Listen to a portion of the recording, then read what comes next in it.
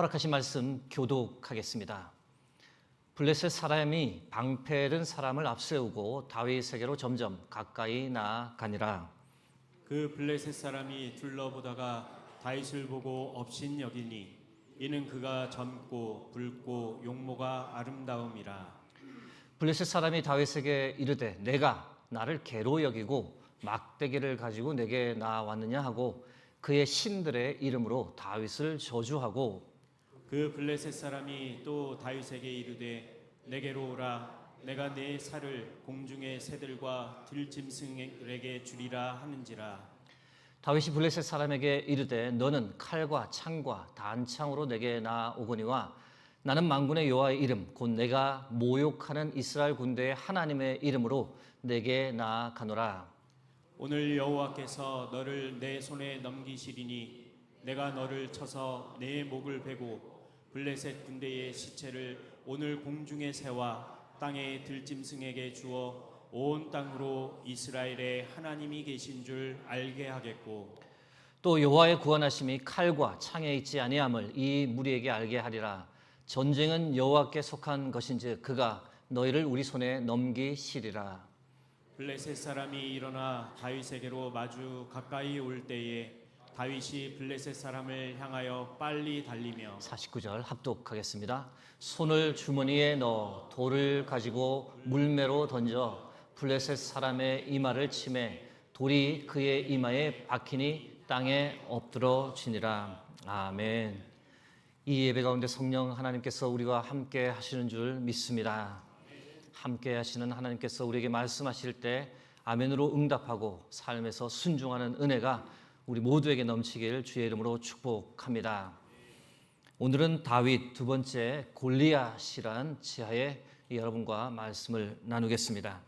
질문을 하나 드리며 설교를 시작하려 합니다. 여러분, 거구 골리앗이 물맷돌을 이마에 맞고 정말 한 방에 쓰러졌을까요? 여러분 혹시 살면서 이에 관해 의심을 해본 적은 없습니까? 물맷돌 맞으면 크게 다칠 수는 있겠으나 어떻게 한 번에 죽는단 말인가? 좀 과장된 내용 아니야? 이런 의구심을 가질 수 있습니다. 그런데 지금 보여드리는 영상 보시면 그 의구심을 떨쳐버리게 됩니다. 체격이 그리 크지 않은 외국인이 이 물맷돌 던지는 연습을 영상으로 담아 놓았는데요. 실제 사람에게 던질 수 없으니 좀 우스꽝스럽지만 수박 위에다가 철 투구를 씌워놓고 물맷돌 파괴력을 테스트한 겁니다. 수많은 던지기를 했고요. 그 중에서 정확도가 가장 높은 이 두 번의 시도를 영상으로 보여드리려 합니다. 한 번 던진 후에는 이 슬로우 모션으로 파괴력을 다시 보여줍니다. 특히 두 번째 시도 슬로우 모션을 꼭 놓치지 말고 보시기 바랍니다. 철투구 앞면이 움푹 들어갈 정도의 파괴력인데 지금 영상으로 잠깐 함께 보시겠습니다.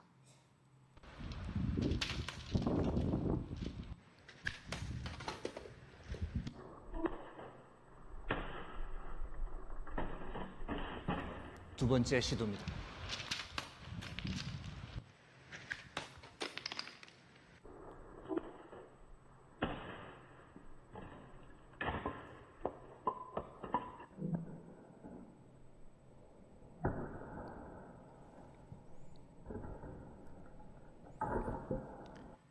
두 번째 시도 파괴력 결과를 사진으로 다시 보여드리는데요. 철투구 앞면이 움푹하게 들어간 것을 보실 수 있습니다. 아, 이것 맞으면 바로 즉사할 수 있겠다 생각이 듭니다. 골리앗이 피하기 어려웠을 겁니다. 자기 몸무게에다가 갑옷 무게까지 움직임이 아주 둔했을 것이고 총알같이 날아오는 물맷돌을 피할 수 없었을 겁니다. 이마에 맞았을 때 두개골이 깨지면서 한 방에 골리앗이 쓰러질 수 있구나 의구심 없이 받아들이게 하는 영상입니다. 여기서 다소 급작스러운 전환이지만 좀 궁금해집니다. 거구 골리앗이 블레셋 족속이라고 성경이 말하는데 이 블레셋 족속이 도대체 어디서 온 민족일까? 흥미로운 것은 가나안 토속 민족은 아니었다라는 겁니다. 그것은 이들이 가진 문화를 보면 알 수 있습니다. 과연 블레셋 족속은 어디에서 왔을까요? 고고학자들에게 참 감사하죠. 여러 지역에서 발견된 유물을 비교하다 보니 이 블레셋 족속은 크레테 섬이나 에게해 근처에서 온 민족임이 밝혀졌습니다. 지도로 보여드리면 이렇습니다. 즉 블레셋은 그리스에서 가나안으로 이주한 민족입니다. 배를 타고 왔을 수도 있고 또는 지금의 터키와 레바논 육로를 통해 이스라엘까지 왔을 수도 있습니다. 블레셋 족속에 관해 가지게 되는 또 다른 궁금증은 언제 가나안으로 왔을까? 이 질문입니다. 주전 13세기 경으로 추정합니다. 그때 무슨 일이 있었느냐? 이 가나안 땅을 비롯해서 소아시아, 유럽, 이집트 전 지역에 심각한 기근이 발생되었는데 이 역시 이 고고학자들에 의해 증명된 내용입니다. 여러분, 기근이 오래 지속되다 보니 어떤 현상이 일어날까요? 먹거리를 찾아 민족 대이동이 일어났던 겁니다. 이때 블레셋 민족이 가나안까지 오게 되었던 겁니다. 블레셋 민족이 다른 지역에서 가나안까지 오게 되었다는 것을 증명하는 성경 구절이 있을까요? 다행히 있습니다. 신명기 2장 23절 말씀입니다. 또 갑돌에서 나온 갑돌 사람이 가사까지 각 촌에 거주하는 아윗 사람을 멸하고 그들을 대신하여 거기에 거주하였느니라. 갑돌은 오늘날 그리스의 크레테 섬을 가리킨다라고 봅니다. 갑돌에 거주하던 블레셋 족속이 먹거리를 찾아 가나안으로 이주해서 가사 근처에 정착했음을 알려주는 성경 구절입니다. 이스라엘 중부 지역을 보여주는 위성 사진입니다. 블레셋의 대표적인 도시가 5개가 있습니다. 그 위치를 보시면 다 지중해 근처에 위치해 있는 것을 보시게 되는데 가사, 아스글론, 아스돗, 에그론, 가드입니다.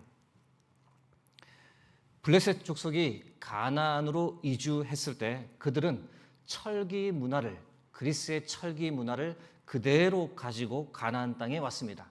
반면 당시 가나안은 청동기 시대에 머물러 있었습니다.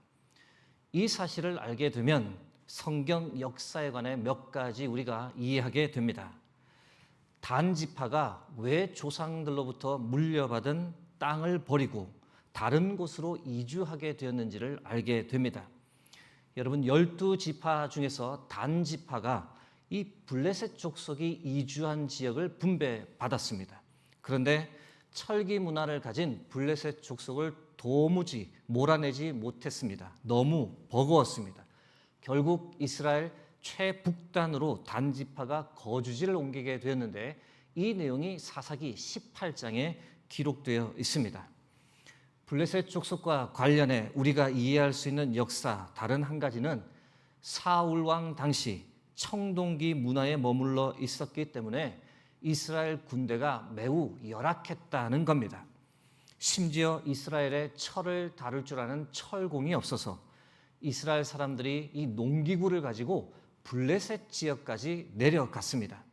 사울과 요나단 단 2사람만 이 철로 만들어진 칼과 창을 가지고 있었더랬습니다. 사무엘상 13장 20절에서 22절 말씀입니다.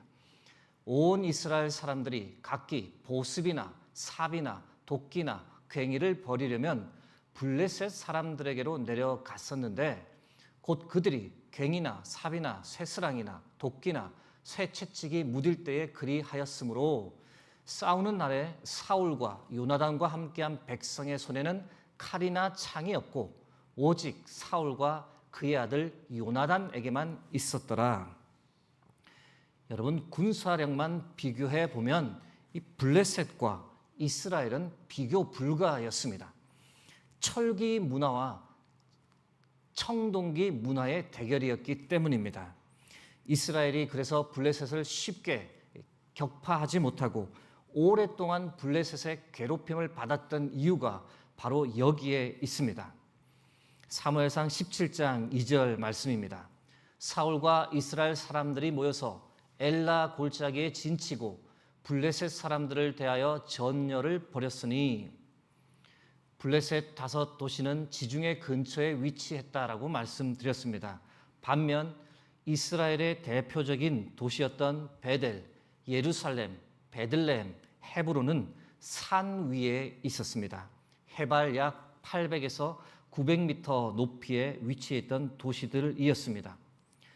엘라 골짜기는 그 중간에 위치해 있었습니다. 즉, 두 개의 문명이 충돌하는 그 중간에 있었습니다. 영토 확장을 꾀하며 블레셋은 산을 향해 올라왔고 이스라엘은 산에서 지중해를 향해 내려가면서 두 민족이 충돌하며 자주 전쟁을 치렀던 곳 중에 하나가 바로 엘라 골짜기였습니다. 엘라 골짜기 평원 사진입니다. 오늘 본문의 배경이 되는 전쟁터가 되겠습니다. 완전 무장한 거구 골리앗은 두려움 그 자체였습니다. 키가 약 3m에 달했기 때문에 쳐다보는 것만으로도 이 위압감을 느낄 정도였습니다. 완전 무장한 모습 보면 갑옷의 무게만 해도 57kg이었다. 창날 끝의 무게만 해도 6.7kg이나 되었습니다. 성경을 보시면 이 두 군대가 40일 동안 대치했다라고 되어 있습니다. 매일 아침과 저녁 하루에 2번씩 골리앗이 이스라엘 군대 바로 코앞까지 와서는 이스라엘과 이스라엘의 하나님을 모욕했습니다. 사무엘상 17장 16절 말씀입니다. 그 블레셋 사람이 40일을 조석으로 나와서 몸을 나타내었더라. 이렇게 외쳤겠죠. 이 겁쟁이들아, 너희 중 나와 싸울 자가 누구냐? 너희가 나를 이기면 우리가 너희의 종이 되고 내가 너희를 이기면 너희가 우리의 종이 될 것이라. 누구든지 나오라. 하나님의 이름도 모욕했습니다. 너희가 믿는 하나님은 도대체 어디 있느냐? 너희처럼 겁쟁이가 아니냐? 육두 문자까지 섞어가며 골리앗이 이스라엘과 하나님을 조롱했습니다. 여러분, 40일 동안 이스라엘이 느꼈을 치욕이 얼마나 컸을까요? 아무것도 할 수 없는 상황에서 사울 왕은 어마어마한 상금까지 걸었습니다. 사무엘상 17장 25절 후반부입니다. 그를 죽이는 사람은 왕이 많은 재물로 부하게 하고 그의 딸을 그에게 주고 그 아버지의 집을 이스라엘 중에서 세금을 면제하게 하시리라. 골리앗을 쓰러뜨리기만 하면 왕의 사위가 될 수 있었건만 아무도 나서지 못했습니다. 아무것도 하지 못했고 온 이스라엘 군대가 40일 동안 두려움, 절망, 자괴감에 심히 짓눌렸습니다.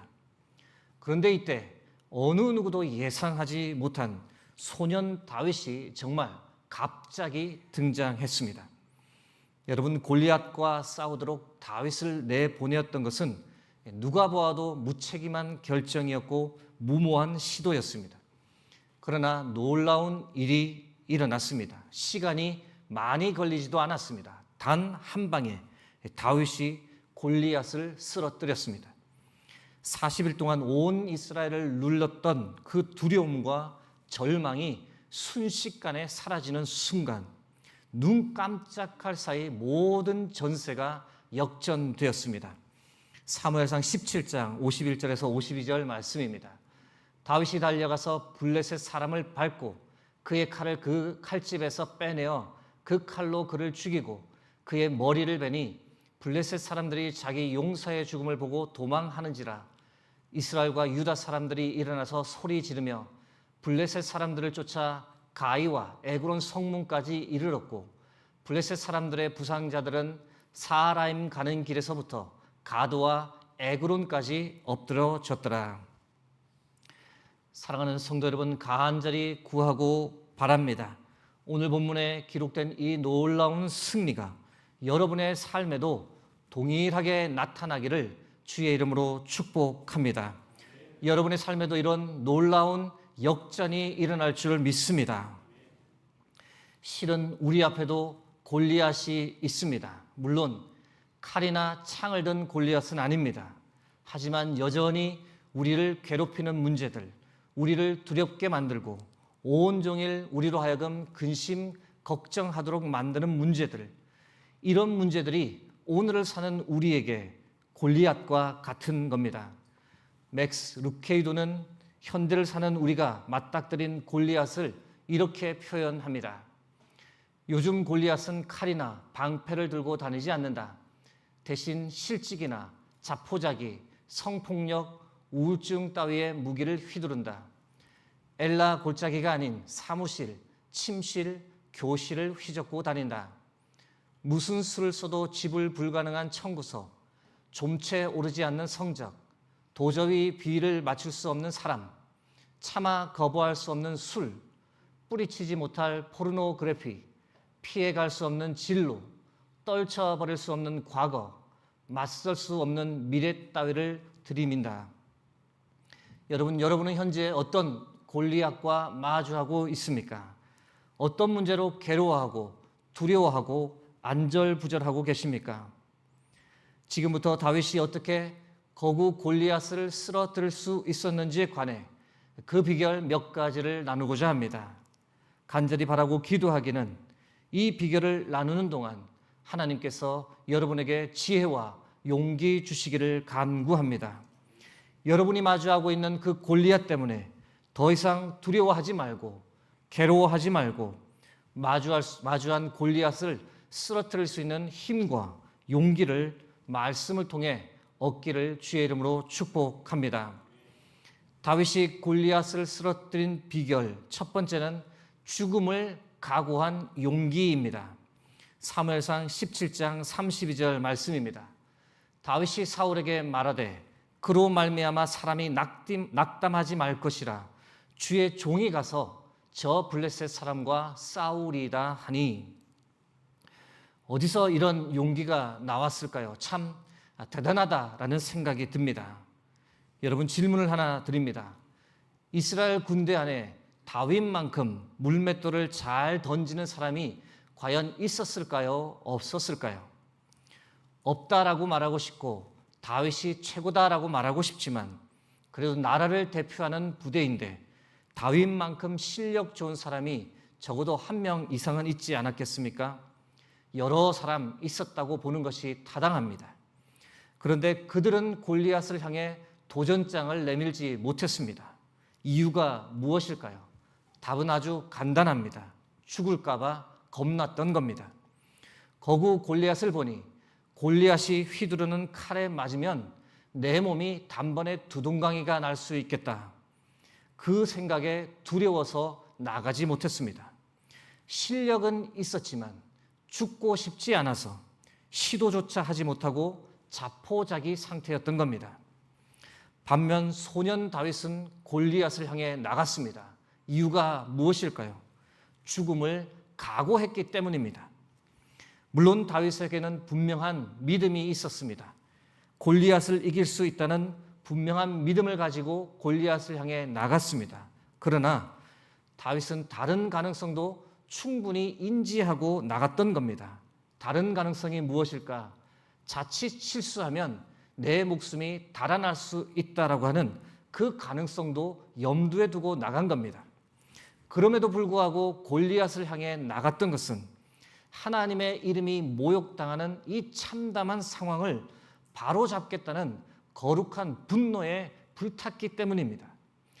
혹 내 목숨을 잃는다 해도 골리앗을 향해 자신이 할 수 있는 것은 다 하고 말겠다는 결연한 의지가 바로 다윗의 결심에 포함되어 있는 겁니다. 이런 면에서 다윗은 자기 목숨보다 하나님을 더 사랑한 사람이라고 말할 수 있습니다.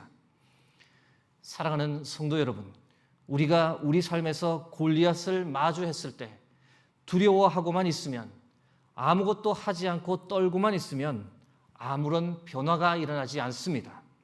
오히려 상황이 더 악화되고 역전의 은혜는 오지 않습니다. 여러분, 용기를 가져야 합니다. 용기를 가지고 도전해야 합니다. 자포자기하지 말고 행동해야 합니다.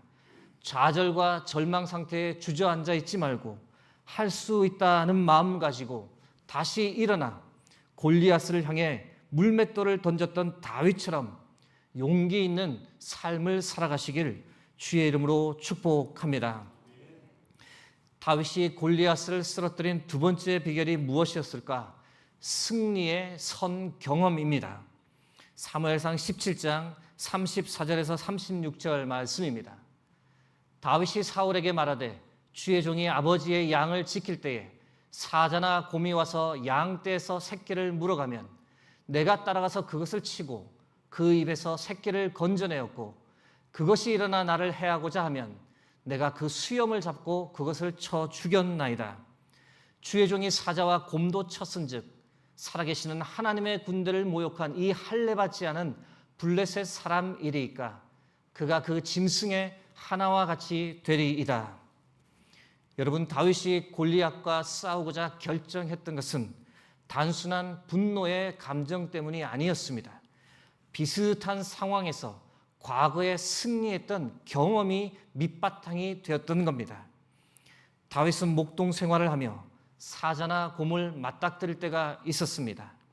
사자나 곰이 양 새끼를 물고 달아나면 겁도 없이 그것을 쫓아가 물맷돌로 맹수에게 타격을 입히고 양 새끼를 구해오곤 했습니다. 흥미로운 점은 사자나 곰이 우뚝 서면 그 높이가 2.5m에서 3m 정도가 됩니다. 골리앗의 키 크기와 똑같습니다. 여러분, 다윗이 골리앗을 치려 했던 것은 결코 무모한 행동이 아니었습니다. 과거 자신에게 선 경험이 있었기 때문입니다. 유사한 경우에 승리했던 승리의 경험이 다윗에게는 있었기 때문입니다. 사랑하는 성도 여러분, 현재 내가 마주하고 있는 골리앗을 이기기 위해 우리에게 필요한 것이 과연 무엇일까요? 과거 승리했던 승리의 경험을 기억해야 합니다. 과거에도 나를 힘들게 했던 골리앗은 항상 있었더랬습니다. 그러나 그때 그 어려움들, 경제의 어려움, 관계의 어려움, 건강의 어려움, 가족 간의 어려움, 그 골리앗 때문에 참 많이 위축되고 힘들었던 때가 있었습니다. 그러나 그것을 어떻게 쓰러뜨리고 승리했습니까? 눈물로 기도하며 하나님의 도우심을 호소했습니다. 그럴 때마다 하나님께서 함께 해주셨고 힘과 용기를 주셨고 그래서 결국 그 과거 골리앗을 이겨내어 지금 여기까지 올 수 있었습니다. 여러분, 이것을 기억하는 것이 중요합니다. 과거 나를 괴롭혔던 골리앗을 이길 수 있도록 도와주셨던 그 하나님께서 지금 내가 마주하고 있는 현재의 골리앗도 반드시 승리할 수 있도록 힘 주시고 용기 주실 것이다라고 하는 것을 이 믿는 믿음이 우리에게 필요합니다. 사랑하는 성도 여러분, 지금 마주하고 있는 골리앗을 결코 두려워하지 마시고 과거처럼 이번에도 승리하고 반드시 이겨내고 앞으로 전진할 것이다 라고 믿는 믿음이 여러분과 저의 삶에 넘치길 주의 이름으로 축복합니다. 다윗이 골리앗을 쓰러뜨린 세 번째 비결은 하나님만을 온전히 의지함입니다. 사무엘상 17장 45절 말씀 함께 합독하겠습니다. 다윗이 블레셋 사람에게 이르되 너는 칼과 창과 단창으로 내게 나아오거니와 나는 만군의 여호와의 이름 곧 내가 모욕하는 이스라엘 군대의 하나님의 이름으로 내게 나아가노라. 아멘. 여러분, 다윗에게는 골리앗을 쓰러뜨릴 수 있는 실력이 있었습니다. 그러나 다윗은 자신의 실력을 의지하지 않았습니다. 다윗이 궁극적으로 의지한 것은 하나님이었습니다. 물맷돌 실력을 의지해서 골리앗에게 나간 것이 아니라 하나님의 거룩한 이름, 하나님의 전능하심을 의지해 나갔던 겁니다.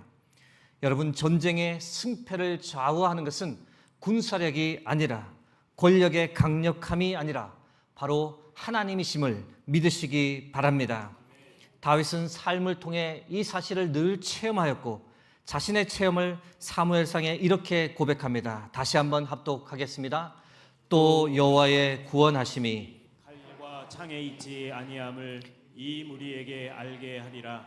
전쟁은 여호와께 속한 것인즉 그가 너희를 우리 손에 넘기시리라. 아멘. 여러분, 전쟁은 여호와께 속한 것임을 믿으시기 바랍니다. 하나님께서 함께 하시면, 하나님께서 힘 주시고 용기 주시면 어떤 싸움도 반드시 이길 줄 믿습니다. 골리앗 앞에 서 있는 지금의 나, 연약해 보이고 초라하고 아무것도 할 수 없을지라도, 그러나 나와 함께 하시는 하나님께서 전능하신 하나님이십니다. 전쟁에 능하시고 모든 상황을 단번에 역전시킬 수 있는 능력의 하나님이십니다. 그러므로 사랑하는 성도 여러분, 맞닥뜨린 골리앗 앞에서 결코 두려워하거나 자포자기하지 말고, 또 스스로 해결해 보겠다며 세상 방법 찾아다니려고 동분서주하지도 마시고, 대신 다윗처럼 오직 하나님의 이름으로 나아가시기를 간절히 소망합니다. 세상 능력이 아닌 하나님의 능력만을 신뢰하시길, 하나님만을 온전히 의지하고 오직 믿음으로 나가기를 축복합니다. 그래서 여러분 앞에 서 있는 어떤 골리앗도 단번에 쓰러뜨리고 하나님 주시는 승리의 기쁨을 만끽하며 살아가는 저와 여러분 되기를 간절히 소망합니다. 다음의 글 우리가 함께 읽어보겠습니다. 함께 읽겠습니다. 골리앗을 보고 있으면 내가 쓰러진다. 그러나 하나님을 보고 있으면 골리앗이 쓰러진다. 다시 한번 합독하겠습니다. 골리앗을 보고 있으면 내가 쓰러진다. 그러나 하나님을 보고 있으면 골리앗이 쓰러진다. 여러분 믿으십니까? 아멘이십니까? 이제 말씀을 맺고자 합니다. 마지막으로 여러분과 나누고 싶은 것은, 여러분 골리앗이라고 하는 큰 장벽을 마주한 순간이, 그 순간이 참으로 힘들고 두렵지만 오히려 그 순간이 우리가 가장 빛나는 순간이 될 수 있습니다. 왜 그럴까요? 다시 한번 골리앗을 쓰러뜨리는 신앙의 경험을 통해 하나님께서 나와 함께 하심, 하나님의 살아계심을 체험하고, 그 체험 통해 우리가 영적으로 더 성장하고 더 신앙적으로 단단해지기 때문입니다. 사랑하는 성도 여러분, 골리앗과 다시 싸울 힘을 하나님께서 여러분께 주실 줄 믿습니다. 전쟁은 나에게 속한 것이 아니라 하나님께 속한 것임을 선포하고 하나님만을 바라보고 신뢰하며 하나님께서 주시는 승리를 또다시 경험하는 복된 신앙생활 하길 주의 이름으로 축복합니다.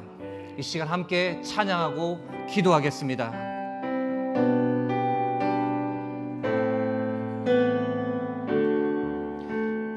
세상의 유혹 시험이, 세상의 유혹 시험이 내게 몰려올 때에 나의 힘으론 그것들 모두 이길 수 없네.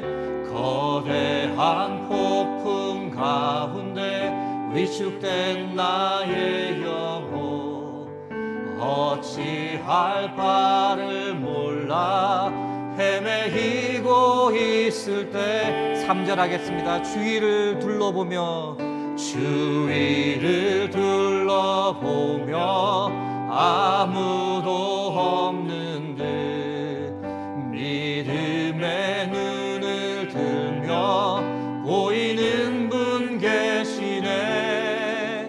지금도 내 안에서 역사하고 계시는 사망과 어둠의 권세 물리치시.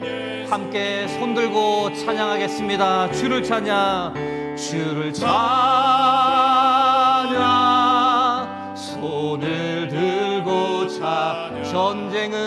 전쟁은 나에게 속한 것 아니. 주를 찬양, 주를 찬양, 손을 들고 찬양. 전쟁은 하나님께 속했습니다. 하나님께 속한 것 다시 한번 믿음으로 고백합니다. 주를 찬양, 주를 찬양, 손을 들고 찬양. 전쟁은 나에게 속한 것 아니니 주를 찬양, 손을 들고 찬양. 전쟁은 하나님께